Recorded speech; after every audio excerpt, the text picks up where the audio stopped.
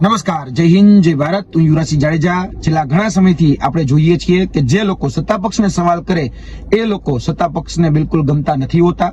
જે લોકો આજે કહી શકાય કે સત્તાપક્ષની સામે દમખમથી પોતાની કહી શકાય કે જે નાગરિકોની જે વેદના, નાગરિકોની જે પીડા, નાગરિકોની જે વ્યથા છે એને વાચા આપવાનું જે કામ કરી રહ્યા હોય એ પણ સરકારને જરા પણ પસંદ નથી. એવી જ એક ઘટના આજે ગુજરાતની અંદર બની છે. ગુજરાતના વરિષ્ઠ પત્રકાર એવા રાજકોટથી આદરણીય જગદીશભાઈ મહેતા ઉપર એક ફેબ્રિકેટેડ એફઆઈઆર દાખલ કરવામાં આવી છે અને એન કેમ પ્રકારે એ સત્યનો જે અવાજ જે છે એને દબાવવાનો પ્રયત્ન થઈ રહ્યો છે.